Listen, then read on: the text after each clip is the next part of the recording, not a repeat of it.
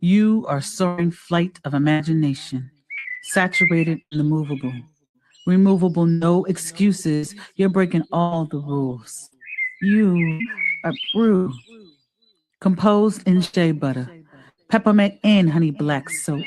Nas lifeline inscribed in palm, unconventional, standing 20 feet tall. You are 1969 and syncopated. Improvisation to the metronome. You chasse too. You use your voice to write before time signatures expire in measures. You origami chords. You are where 30 shakes hands with adolescents realizing you just hit puberty. Watch as red clay seeps through pores, building pyramids past prime. You are prime at 44. All brass, double bass, two drummers, three electric pianos, and percussionists all saying forget it at once. Hey y'all, hey y'all, hey y'all. It is official. We are live for the very first debut episode of All About Our Liberation, the podcast. If you don't know who I am, it's your girl, Heather Bird here, visionary, founder, and CEO of Bird's World and Bird's World Publishing, where we are on a mission to empower 1,000 women of color to write and publish their brilliance so they can turn their messages into movements. And I am so excited to be with you all today. I don't know about y'all, but if you need this conversation, if you were here today and you know you need this conversation, make sure you tag your friends and you get them in the room, because today I am excited as we work collectively to reclaim and rebuild our way back home to ourselves. This podcast is inspired by the upcoming anthology All About Our Liberation, a manifesto for women of color. And we are extending the conversation so that we can transform on the page and in person, right? So together, we create permission to write, to rest, and to remember who we were before the world got its hands on us. I'm going to say that one more time. We have the opportunity to write, to rest, and to remember who we were before the world got its hands on us. So make sure y'all get your people in the room, tag them. Let me know if you are here, because I see the comments, right? This is a conversation. This is not just me and a guest. This is for everyone who is watching. So I see you, Cassie. You were in the building. I am also very excited to be here. Thank you so much, Rose Stella. She said, congratulations on the debut episode. I am super, super excited. Also said hi to Dr. Barbara. Wait till y'all hear my guest. When I tell you, this woman, when I met her, I knew that she would be changing the world. And I mean, you're going to see it. You're going to see what I'm talking about. She's going to change the world, and is going to have a community behind her to make sure that she has that opportunity to do so, right? Shout out to Asada. Thank you so much for being here. Talking about that opening was fire. Yes, the female solution has brought me to this space, right? So as you all are bringing people into the room to make sure that they are a part of this conversation, I want to make sure that we have an opportunity to shout out who gave me this opportunity to be in this space, right? So real quick, as y'all are tagging y'all folks, because I see the numbers. I see y'all. Make sure you get the people in the room, all right, for this conversation. But while y'all are doing that, make sure y'all check out this introduction from the Female Solution, who made all of this possible.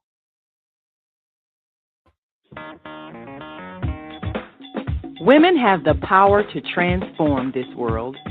We can end crime and violence if we all agree to do one thing: share. Let's share our wisdom, share our time, share our talents, share our finances, but most of all, let's share our love. This is the Female Solution.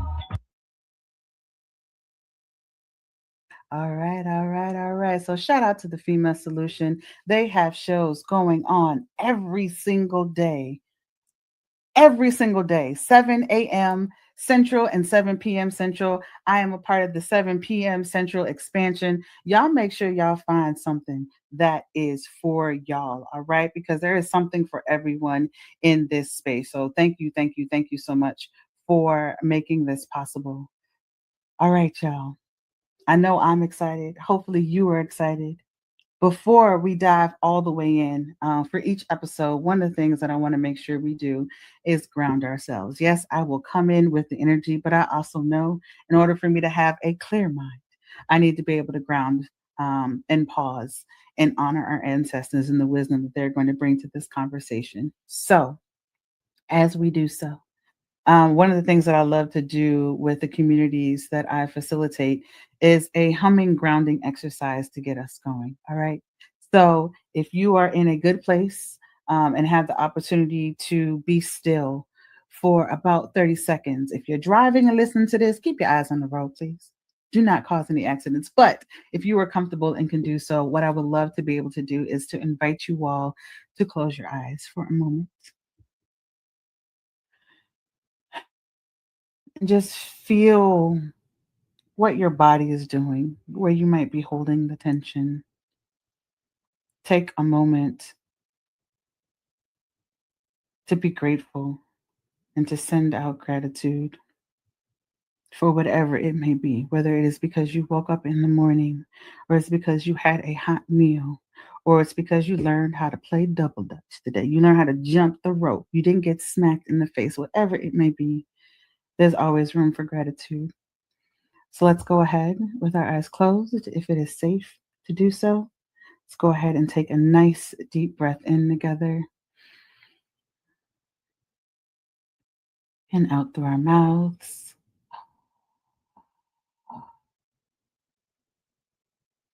And for our next three breaths, what I would love for us to be able to do is hum out our exhale. And with every single hum, make it bigger than the last.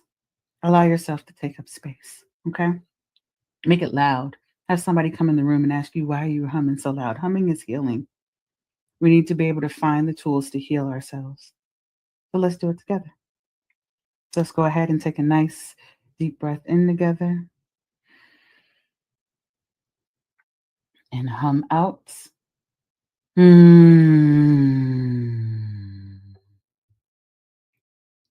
Feel where the tension might be in your body and send that hum to the place that needs a little bit of a hug. Let's take another deep breath in together and hum out. Mm. One last time, and make sure to make this one count, y'all. Deep breath in and a deep hum out. Hmm. Hmm. Whenever you are ready, you can go ahead and open your eyes. And as you open your eyes, I want us to consider our quote for the day. I would love for us to take a moment and just honor the ones that came before us, who have been doing the work before us, and they've laid the foundation, right? And so today's quote is by none other than Toni Morrison. During November 20th of 1996, and if you don't know who Toni Morrison is, she is the first African American to win the Nobel Prize. And as she was speaking at the Charlotte Mecklenburg Library for the Novello Festival, a lot of us have heard this quote, but in pieces, right? And so to give this context, one of the ways that we can make sure that we're honoring the full quote is to give its fullness in conversation, right? So at this festival, Morrison said, you know, they straightened out the Mississippi River in places to make room for the houses and livable anchorage. Occasionally, the river floods these places. Floods is the word that they use, but in fact, it's not flooding, it's remembering. remembering where it used to be. All water has a perfect memory and is forever trying to get back to where it was. Writers are like that, remembering where we were, what valley we ran through, what the banks were like, the light that was there, and the route back to our original place. So I want us to think about that quote and how it applies to just our lives and thinking about what we want to be able to get back to, what we want to be able to remember. And I want you to ask yourself the question: what or where are you being called to return to in this season in your life? What or where are you being called to return to in this season of your life? And if you want to answer that question, feel free to hop in there and answer that for us in the chat. I definitely want to be able to shout out all the folks that are in the space. Yes, let's go. I see JR Mackey's in the house. What's up? It is so good to see you in the space. Thank you for checking out the podcast. Okay, hold on. That's your cousin? Come on now, cousin. We honoring your cousin for the first episode. Thank you so much for joining us, right? So again, I want us to think about what or where are you being called to return to in this season in your life? Okay? So as we are thinking about what that looks like, let's go ahead and take the time to introduce our guests for today, right? I had the pleasure of meeting Barbara through a course from scratch thing that we did back in, I always want to say pre-pandemic, but I think it was really 2021. I think we fact checked that, and it's back in 2021. And sometimes the right people show up in your life who need to be in your life at that time. Okay. We actually were supposed to have accountability partners for this program, and we each had our own accountability partners, but we said, what's the harm in doubling up? Well, we ended up losing our other accountability partners because things happen, life takes over, and we have been rocking ever since. So, this sister here is one of the most powerful people that I have had the pleasure of sharing space with. And so, you all will have the opportunity to be in conversation with her as well. So, I'm going to read her bio. And when I read this bio, y'all, and I get done, I need y'all in this chat welcoming this sister to the stage with all of the love that you have in your heart. Okay. So here we go. Y'all ready for this? Are y'all ready for this? Hold on. I am looking at the chat. Are y'all ready for our guests to come to the stage? I think you are. I think you are. Okay. I'm going to let your fingers warm up and let you type up as I read this, right?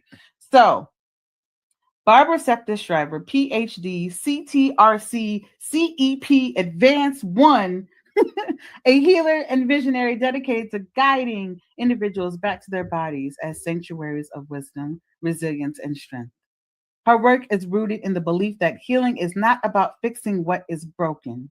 It is about reclaiming the connection, strength, and wholeness that has always lived within us.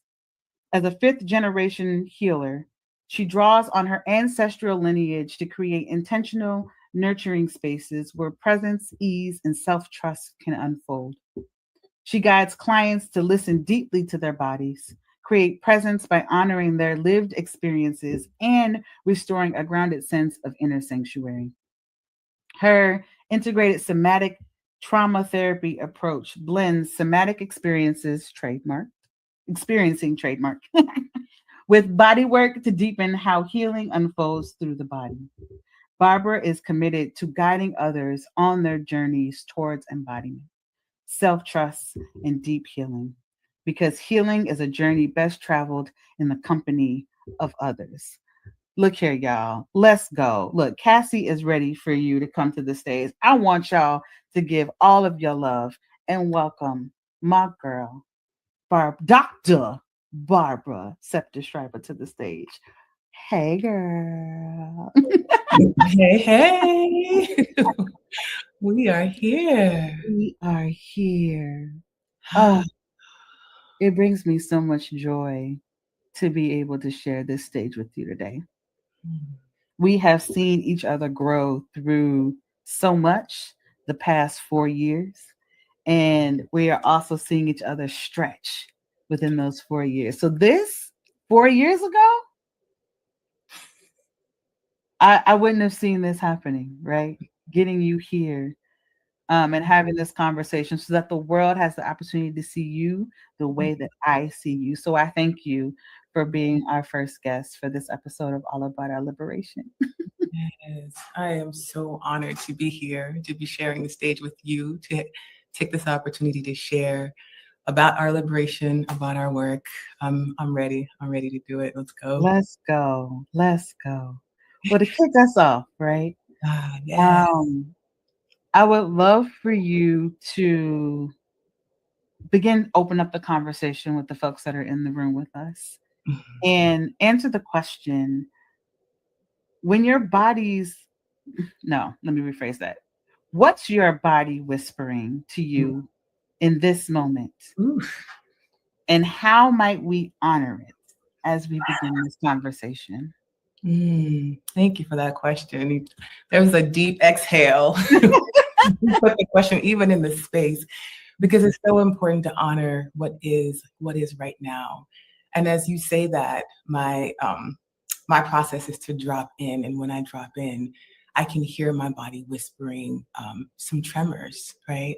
Because there's excitement in the space to be here with you. There's nervousness to be on this platform talking about our work. There is tenderness. You can hear it in my voice. And so when I drop in and I listen, I can hear the whispers of both, yes, you're nervous and you're excited and ready. And those two things are swimming together in the same sauce, right? That racing heart is both excitement and nervousness. And can I soften into both and make space for both? And what's possible when I do? How can I show up authentically if I make space for both and not try to push one or the other aside Ooh, and how both of those things can exist at the same time. at the same time? Because we live in a world where it's either or. And Yes. that just is not how we function as human beings. Mm-mm. No, and when we make enough space and it's enough awareness to listen to the whispers, I love that the way you put that question to what's my body whispering? That if I can Mhm. be quiet and present enough to actually hear the whisper, that what I get is this deep wisdom, this Mhm. deep knowing, right? Beyond what I'm supposed to be doing or supposed to be feeling, how I'm supposed to be showing up in all of this knowingness versus I'm a little scared. And Yeah. there's some excitement. And there's some excitement. Yes. Well, you got some people here who are excited to see you. Rose Stella Yay. said Dr. Barbara is a healing gem to the world. And I will second that. And I'm sure some other people will third, fourth, fifth, sixth, that we can keep going with that, right? Oh, it's good. Um, yes. And so, like, again, modeling how we can have a conversation with Mhm. another person and just with ourselves, Yes. right? Giving ourselves grace in what that looks like Mhm. is so important. So thank you so much Absolutely. for naming that. And I feel like I also had I have like Lisa Nichols Mhm. parasited. Mhm, mhm, mhm. Excited and terrified at the same Yeah. time and Yes. combining those two things together, right? And so Mhm. what does it look like to be extremely excited for something, but then also nervous, making sure you're showing up, Mhm. having these conversations in the right way that we really need. So thank you. Thank you. Thank Yeah. you. Thank you. Absolutely. Absolutely. So, yeah, knowing that they both run the same pathway in the body, They right? do. So they do. They do. They show up in the No same way. They different. show up in our racing hearts. They show up in sometimes our vision sort of tunneling a little bit. They show up somatically very much the same. But the difference, Mhm. how we get to tune in and know the difference is the awareness that we bring to the moment, right? Yeah. Whether we show up anxious or excited is really the distance between the two is how much awareness can I bring to what is right now, what's being asked of me, what is and what I have the capacity to be in and to give. Right? Yeah. So awareness is that very, very key point that gets us to see the difference in our own body's expression of the moment. Absolutely. Absolutely. Oh, Mhm. so one of the things that we've been working on since March, April, Before that, probably, Before right? that. Like really getting into the work Yeah. was having the opportunity to actually think about the ways in which the systems that have been set up have not been made for us to Yes. thrive. And Mhm. how can we actively unlearn that? How can we actively um, reclaim and rebuild from within community and have these really, really important conversations that are Mhm. necessary for us to have so that we can find our way back home.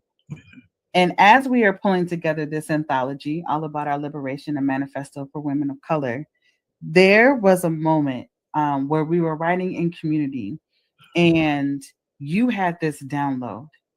And when you read it back to the group, gave me chill. So I would love to create space as we are opening up this conversation with everyone that's here to be able to share your letter to what we call sister resistors. It's the Mhm. women that are in the space who are trailblazers, who are showing up and who are dedicated to unlearning and learning what is going to serve us so that we can show up as our best selves. So I would love to create space to just open up the floor and have you read that letter. And as folks are listening to the letter, let us know what resonates with you. Let us know what you might have questions about because this is an organic space. Yes, I have questions. However, if it's not going to serve you all, this is not what this is about, right? So Catherine is cheering you on. Sister Resistors are home. Shout out to Catherine Wong for being in the space. So would you Mhm. mind sharing that letter? Yes, I want to share that letter, but I want to preface it, right? Okay. Because what is important to know is that this letter comes out of the space that Bird creates for us to write. Mm, And this writing space is like nothing I've ever been in. I have been through academia, I've been through other writing groups, and there is nothing like the space that this is coming out of, which is a space where you can show up fully and we're creating with each other in real time. We come together, she gives us prompts, you all experience the humming, the grounding, we get settled, we get ready, and then we write and share, and then there's conversation and more writing, and you're watching yourself grow in real time and you're watching the development. And this comes out of one of those moments where we're talking about urgency and there's a prompt. And so this was my reflection to the prompt, but also to all that had been poured into me into this space already, right? That makes it possible for this to come through. mm, So I write, there is no urgency. There is no urgency. There's no urgency. It's a mantra. I hear it and see it in the brown eyes and steady faces gazing through the screen at me. I'm in a virtual room with Resma Menachem and 800 or so other black-bodied folks talking about white supremacy and how it separates us from ourselves and each other, how its purpose is to keep us disconnected from our inherent sense of knowing. There is no urgency, he repeats, shaking his head slowly. There is no urgency. It is a story, a tool meant to keep us out of our bodies. And I feel it right then. I am out of my body. I come crashing back into tension in my shoulders, straining in my neck, but there is urgency. I don't say it out loud. I'm always rushing. I'm never on time. I'm always late. My timing is never right. And I hear it. And then I hear it. The thought forms that I mistake for me. The self-perpetuating system that takes root when you live inside a culture that does not support who you are and how you move. A voice, not mine, says, wake up, wake up. There are things to do.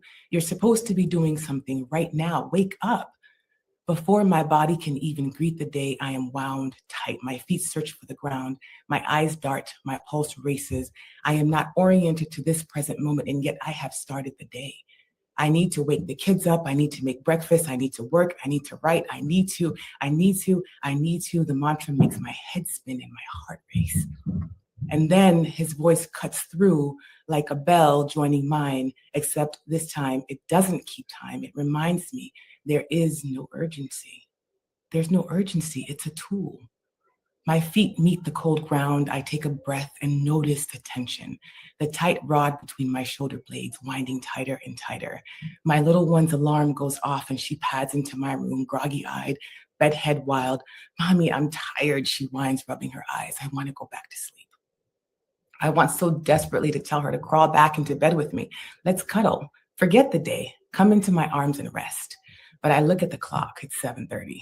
And if I don't get her up by 7:30, I won't get to her sister and get her out by 8:30. And then I won't get to her brother who needs to be out by 9:30. And then I won't be able to start my day at 10. There is urgency.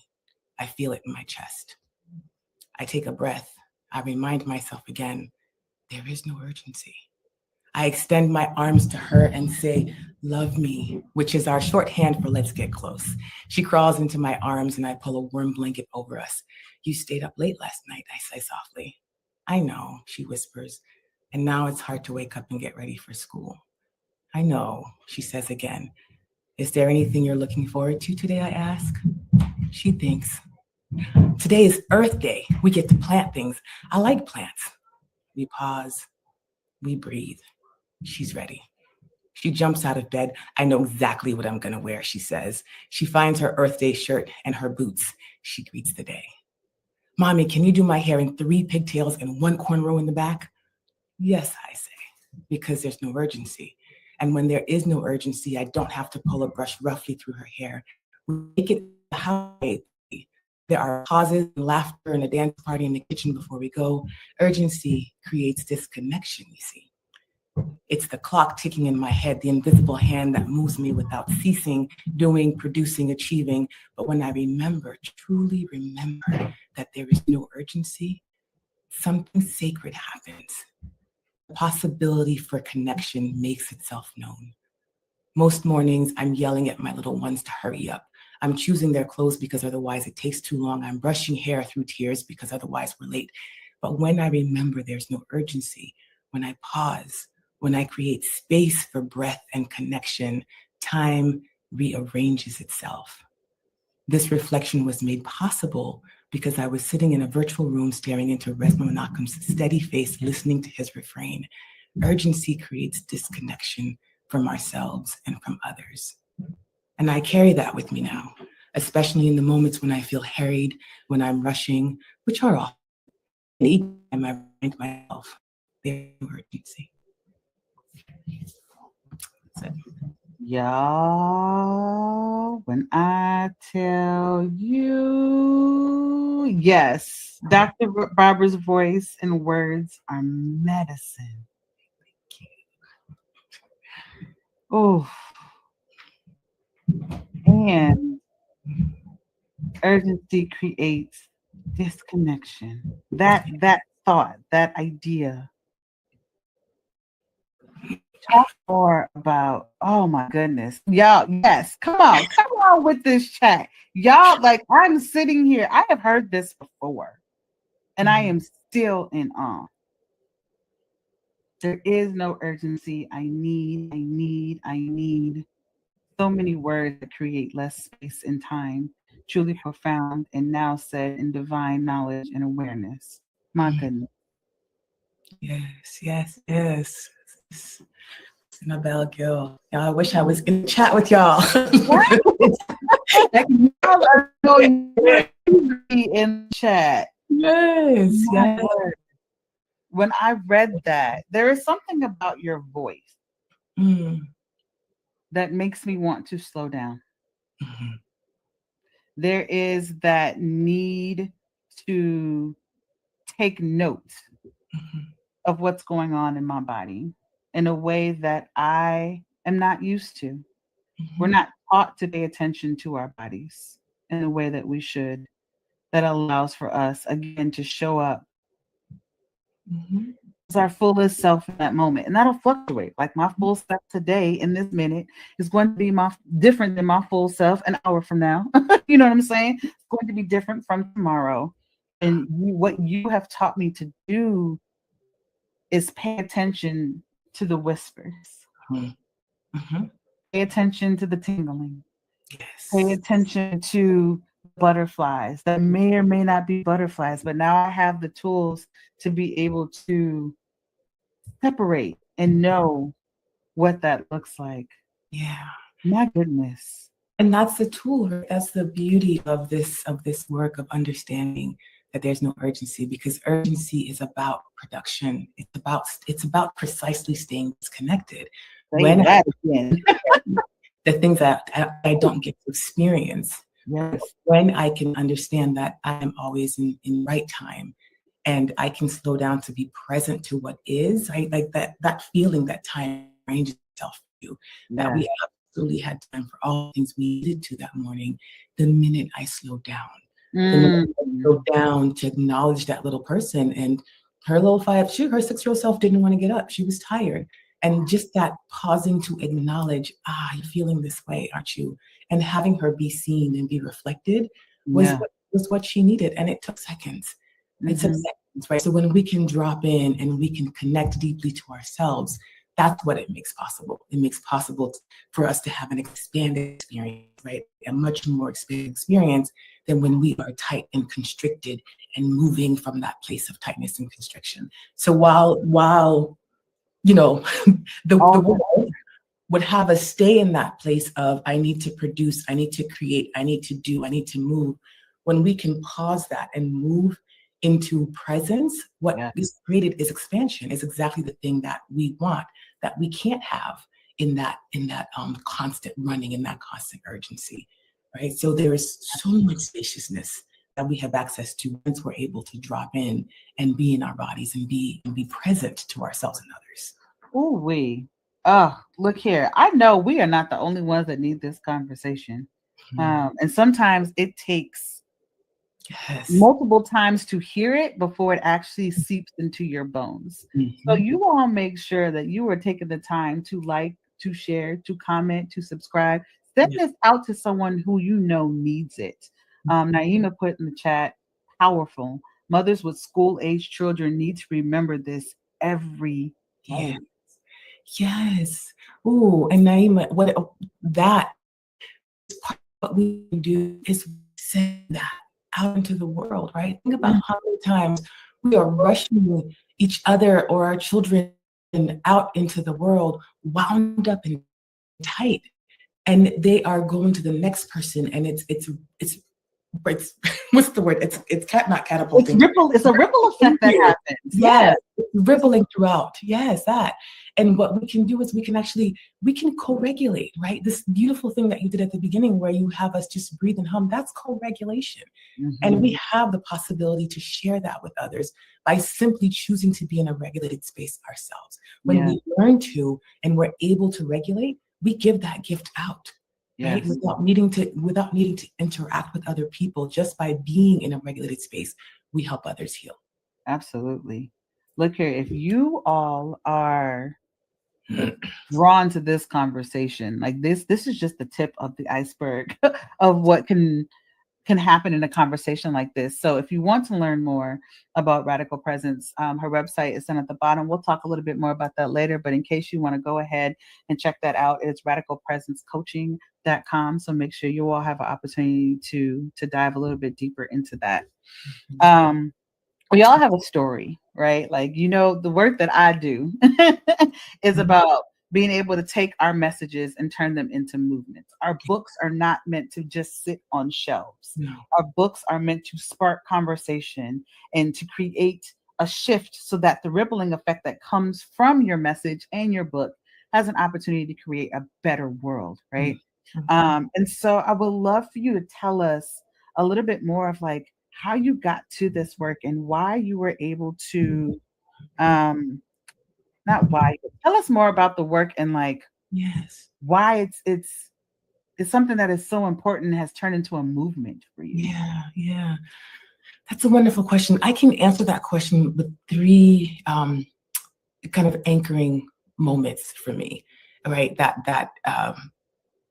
kind of lead me to radical presence, that gets me to where I am. And the first one, so trigger warning to your listeners here. The first one has to do with being a child who survives sexual trauma, right? And very early, and this is a part of my story and why I do this work about returning to our bodies, because we have these experiences that create this connection. So there's this anchoring moment in my life where I experience this thing that is horrid and horrible. And right after experiencing it, the person who did this kind of, put me back together in this beautiful dress, did my hair, and brought me back to my mama, one of my mamas. I grew up with 3 mamas, so it brings me back to her. And I'm distraught. I'm upset. I don't know. She doesn't know what's going on. And she's talking to me. She's like, "What's going on, sweetheart? What's going on?" I can't tell her. All I have is tears. And she takes me into her arms and she holds me and she hums. That's all she does. She hums. She holds me, she rocks me, she hums to me until I fall asleep. Now, what I know now with this work that I do is that what she gave me was the gift of co-regulation. Without needing to know what happened, without knowing what happened to me, without knowing that what happened would dysregulate me so profoundly for the rest of my life, she gave me a piece of healing just from her body to mine, right? By holding me in that humming. So there's this anchoring moment that happens. And then there's a struggle, right? So I was born in Haiti. I immigrated to the United States, and I struggled for quite some time with depression, with anxiety, with just really not doing well. And I get to my late 20s, right? I get to my late 20s and I am just completely, like most of my life, I spend disconnected from my body. And I'm learning about, meditation. I have a yoga practice. I'm doing all the things, right? I'm in therapy. I think I am on this healing journey and it feels great, but something is still not connecting, right? There's still something that is not quite connecting. And so I'm sitting in my apartment, taking a break from dissertation writing, and I'm doing a body scan. And the body scan is an intensely long one. It was John Kabat-Zinn. It was like really long. He worked with folks who were healing from cancer, chronic pain. So he spent a lot of time really going through just like a very profound reconnection. And I learned something about myself in that body scan. I would fall asleep from my neck to my knees over and over and over again for months. I would do the sleep. I would go through the scan, and the moment he would say, bring your attention to your knees, out of my body, completely disconnected. And he would say, and now something about the neck. When we were back up in here, I'd be like, I'm back in the practice, right? Just like, back in the practice all of a sudden. And this went on for 6 months of me not just my body, my consciousness was like, nope, can't do it. Nope, can't do it. Nope, can't do it. And the awareness finally hit, right? I finally got to see that I was living and walking through the world absolutely disconnected from myself. And anytime anything had to do with being in this body, in this area of the body, that it was too much, that I couldn't handle it. It was too much. And so I began to ask myself questions about how and when I was disconnected or dissociated in other times of my life. And I began to see a really large pattern of dissociation, right? Anything that triggered me, anything that that caused any kind of upset, confusion, dysregulation meant that I was dissociated, which means that I was often making decisions from a place of disconnection. I was moving through relationships from a place of disconnection. I was engaging in sexual activity from a place of disconnection and dissociation. And so I began to understand that was profoundly saddening to me. It was disheartening that here I was in this body having this experience and I couldn't connect to it, right? I couldn't connect to that experience. And so then began for me an intentional journey back home to myself. That was the moment where I know the body has intelligence and I'm sleeping through it. I can't even stay awake through what it has to tell me. And so through a deliberate process of learning to be with, and this is before I had the language of somatic experience, to know that what I was doing was building my capacity to be with discomfort, I was doing that in practice, right? So noticing what happened when I got to my knees was my heart race. And I would under an eye mask, right? Those moments of noticing, okay, I'm feeling panic. Can I breathe through that? I am safe now. I'm in this body now. I'm in my room right now. And really beginning to create what I now call the present method, a step-by-step process that gets us out of dissociation back into our body so we can be with the discomfort and grow our capacity for for dysregulation so we can become more regulated. And so the third moment is, this is how radical presence gets born. It's this process over time of doing this work, finding different modalities where this work is done, finding different language where people are talking about this, and then not just keeping it to myself, but beginning to work with other people, right? Beginning That's to right share there. it. That's Yes, right there. we don't gatekeep Wow. healing. Ooh. Exactly. As soon as I learned it, beginning to share it with others, beginning to have the Mm. conversation with other people, and beginning to talk about what it meant to be a survivor, which was the difficult one, right? Because oftentimes I'm in a room and then I'll say something and then the hands go up. That's why there was an entire movement called Me Too. And other folks were beginning to talk about and understand that they didn't have to live in this space. They didn't have to stay in this space of discomfort in their own skin and dysregulation, that they could come home to themselves. And when they did, the profound opening that they were able to experience, because this doesn't just impact you in terms of I'm healing from this particular trauma. It impacts your professional life. It impacts your relationships, your parenting, your friendships. It impacts every aspect of your life, because the body doesn't make a distinction between this is my friend doing this thing that triggers me versus this is my kid. It just knows right now I'm sensing I'm triggered. I'm Yeah. triggered and I'm pulling away.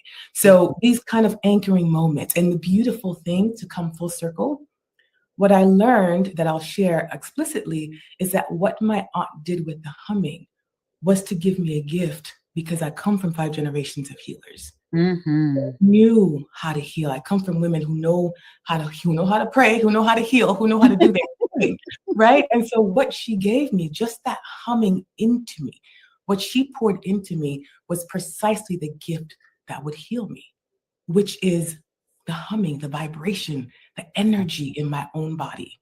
Yes. Is what is born out of it was what radical presence is born out of. Right. What I came home to was this power that was already within me. And give that what we are trying, it's not happen how you this. It's not so you can see through the pain, say, I see you.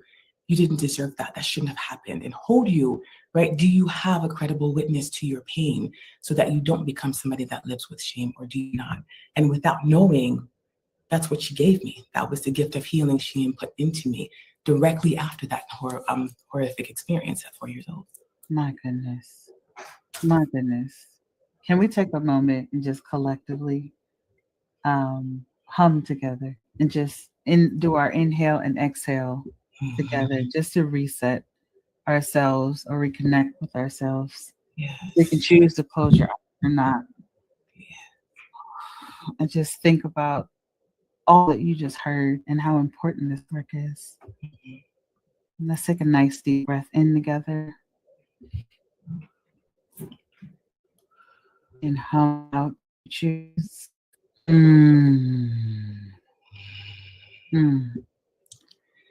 Thank you so much for sharing that.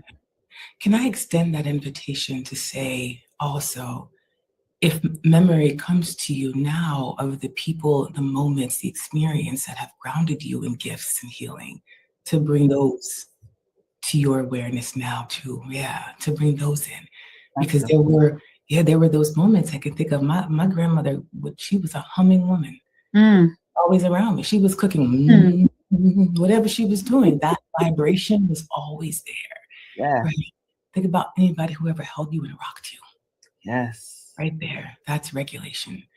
Right? The little things, anyone who ever just took your hand and held it and you could feel the warmth of their palm. Yeah. So any of those things, bringing them to the surface now. Yes. And it becomes second nature. So again, that's taking us back home to ourselves. Home can mean so many different things. And for some of us, home is that person that held us, that hummed with us, who took care of us, right? And to be able to go back to what is second nature to us before we even, we move around all the time. When we are hurting, we hum. When we are happy, we hum. When we are trying to think of a tune, the humming is a part of our entire existence, but we don't realize how much it's doing for us. It is a healing technology. right? Yeah. We have this idea Within us. that, yes, that technology is outside of us. It's something that we bring in, but inside of us, we have all of this technology. We have all of Mhm. these structured ways of knowing that we have to bring to our awareness, right? Think about how easily you start to rock when you're Mhm. feeling dysregulated. Think about how you'll hold yourself, right? If Yeah. anyone has ever done this thing and not known why, right? This right here is you supporting the vagus nerve. Yeah, right. So there are all these ways that we have this technology that's at our disposal. This thing here, if you've ever done it when you were feeling unsettled, this butterfly hug, this way of like letting yourself know that I am grounded, right? This is holding Yeah. yourself down. We do these things without thinking about them, and there's all this technology that we have in Mm. our internal wisdom. Yeah. Joan said, "Now I know why my mom hummed. She Yeah. did that while she was cooking." Right? Yes. Yes. So it's there. It's within us. My goodness. Thank you so much for sharing that. Because it's the story behind why Mhm. we do what we do that sometimes people do not understand how far back this work goes and why it's so important. And also to hear a story that allows for others to know that they are not alone. A lot of the times we sit in that place of believing we are the only ones and we Mhm. run and we go hide in a corner. Yeah. Part of our liberation is being able to name what we're going through in safe spaces Mhm. and to have a collective around you to make sure that you have the opportunity to get the resources that you deserve. Mhm. I'm gonna say that again, that you deserve. Yes. That's not always told that we deserve, but we deserve. Yes, I said it 3 times for a reason, Mhm. right? And we get Mhm. to come together and make sure that you get to move through Yes. more whole. So thank you.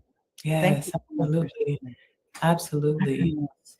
Yeah, and I think the second part of the question you asked me is the work that I do, Yeah. um, that I didn't get to because I was so much in the story. But what I created out of this, is what radical presence is. It's both a sanctuary. I call it a sanctuary. Mhm. And it's my coaching practice, but it is also just about creating space for women to heal, particularly for Black women to heal. I hold sacred space for Black women, whether that is in small group coaching courses or it's one-on-one coaching or it's body work, right?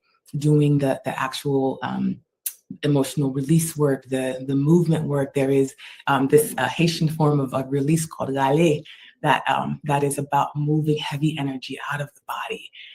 Yes, I see Ralph in the chat. This is a healing room. So that's what radical presence is. So whether it is about coming together in community to find other folks who are on their healing journey to be with, or you want to do your work, then that's what I offer. It Yes, is I see so your needed. It is so needed. yes. So, because the link does not look so pretty when we scroll it across Mhm. the screen, right? But again, if you are interested in learning more about Radical Presence, you can always visit Dr. Barbara at radicalpresencecoaching.com. I've also dropped in the chat the link for the interest form if you want to spend some more time and learning more about what she's doing. But like I said, our healing is a part of our liberation. Yes, yes. It's And the only way we get free. it's the whoo, you can say Um, that 3 times. yeah, it's the only way we get free. I think I love the way our mutual friend Leah Williams always puts this. She always says, first the work is intrapersonal. You do your own work before we Mhm. work with each other. That's interpersonal. Before we Absolutely. can do collective healing. I, So if I don't do my work, if I don't work on healing me, I show up into spaces, and what I bring into that space is all the stuff that I haven't worked on, right? And if I don't do the work to heal that first, then you and I can't be in a relationship that's truly about liberation. ooh wee. Can't move Absolutely. others through to liberation. Absolutely. So I Yes. feel like in your story that you told, you answered so many of my questions. I am curious when we think about and have a conversation about what it means to return to our bodies. Is there Mhm. anything that you haven't mentioned yet that is important to name for us to like? Again, it takes time for us to hear things. Sometimes 7 to 21 times before it clicks. And for me, sometimes it's 2 years. You know what I'm saying? Yes, yes, yes. Is there anything else you would like to add about what does it mean to return to our bodies that you haven't mentioned just yet? Yeah, the one thing I will add is that, and I know we hear this all the time, but again, like you said, it's worth saying that your body is not the problem. It's not a thing that needs to be fixed. It's home. What does that mean? Wait, say it again. And what does that mean? Again, your body is not the problem. It's not something that needs to be fixed. It is home. Because oftentimes, Mm, whether it's because we are in racialized bodies, we are in gendered bodies, living in a colonialist, white supremacist system, whether we are people who have survived traumas enacted on our bodies, or because we are in those racialized bodies, we're dealing with generational trauma enacted on those bodies. We tend to see ourselves as our bodies as something that needs to be fixed, right? There is something wrong with me, right? Think about the way that the capitalist system we live in order to kind of continue consumption, you need to fix your hair, your teeth, your skin, your body size, your weight, your this, your that. We come learn on. to see our bodies as a problem, Come on. right? And so the thing that is what that needs to be remembered about this work is you have to begin with, I am whole and complete just the way I am. There is nothing to be fixed. No matter what you've experienced in this life, no matter what has been enacted on your body, you are whole and complete just the way you are. My That's goodness. the starting point. My goodness. That's the starting point, right? One more time. What's the starting point? You are whole and complete just the way you are. Mm, Yeah. mm, my So, word. yes, I'll stop there. We can keep Ah, going. there's so much. There is so much that is here. Look, Yeah. Asada said, "What a slaytastic conversation." Slaytastic. I We love got a it. new I love word in the chat. them. Slaytastic Slaytastic. conversation, right? Y'all Yes. are in this chat over and over again. Look, Cassie says, "Say it again." Mhm. Um, the only way to get free is Yes. to know how to access our own personal healing. Yes. My body is not the problem. I feel like that's something that I would need to wake up and Mhm. say over and throughout my day, over and over and over again. It's not a problem to fix. Mm, Not I a am whole and I am complete. Yes, we usually yes. focus on the outside and forget about the inside. We're not taught to focus on the inside for a reason, because once we start to focus on the inside, we are Yeah. no longer a peg clog, Mhm. A cog in the wheel. cog in the wheel. We're no longer in this machine, right? Because then we're aware of ourselves. That And then is the we have the path. opportunity to name that we're human. Mhm, mhm. It's the path to liberation. It's It's the the path to our possibility. own awakening, because what we find when we can be still enough, where we started this conversation to listen to the whispers, is that we already have everything we need. We Yes. have everything we need to heal Ooh, ourselves. We have everything we need to create in community. We have everything we need to be in relationship. All the things that truly matter to our humanities to our humanity is always already within us. And what we need is to be quiet enough, to be present enough, right? Present doesn't look like quiet for everybody, but to be present enough in our bodies to be able to touch it, right? And that's the path to liberation. Then we don't need what is being sold. We don't need to be in conflict and competition, or conflict becomes a thing that moves us deeper into our relationships, because we can sustain each other's hurts, right? When we've enacted hurts on each other.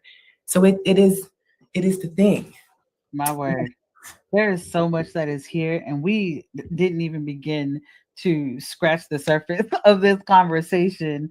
So, if you all are interested in hearing more from this conversation, what I'm going to be doing is offering a little 30-minute behind the scenes of us digging a little bit deeper into some of these concepts with Dr. Barbara. So if that is something that you were interested in, feel free to follow me on Substack. It is substack.com/@Blue Birds World. That's BLUBYRDS World, WORLD, and we'll be diving a little bit deeper into some of these concepts. But before we close out, I would love for you to answer a final question. And again, some of this has already been answered in your stories and what you've been telling us. But what wisdom about liberation would you offer to another sister resistor who is finding her way back home to herself? Mm. It is listen to the whispers. Hmm. Intuition does not shout.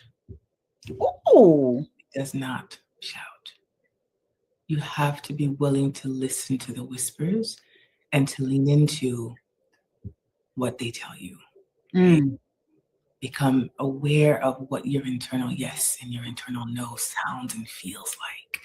Listen deeply to yourself. wow. It. Uh, any last words before we head out? Listen to the whispers, y'all. Listen to the whispers. Uh, Listen. Hello? Yeah. Yes. Any last words for us before we Mm. go out for the evening? My goodness. Yes, I had to put it in all caps. Somebody in all caps in that. Intuition does not shout. Look here. Just so we're clear. Just so we're clear. Oh, Yeah, my last words would be gratitude.